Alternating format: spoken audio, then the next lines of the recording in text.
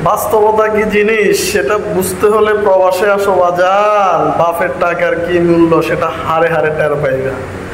50 degree তাপমাত্রার মধ্যে কাজ করবা, ডিউটি থেকে আইসা এখানে আইসা রান্না করবা, এরকম কিচেনে আইসা রান্না করবা, এভাবে ঘাম ঝরবো, তখন যাই বুঝবা টাকার মূল্যটা কি।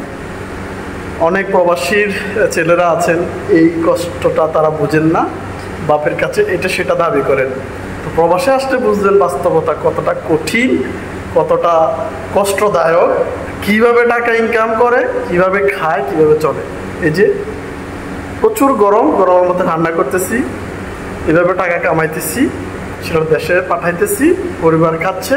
সেটা যদি পরিবার ভালোভাবে ইউজ করে তো ভালো কথা, আর যদি ছেলে পেলে ঠিকঠাক মতো মানুষ না হয়, মানে অন্যরকম একটা আবদার করে বসে, তো সেটা কষ্টদায়ক। তো বাপের টাকার মূল্যায়ন করতে শিখুন।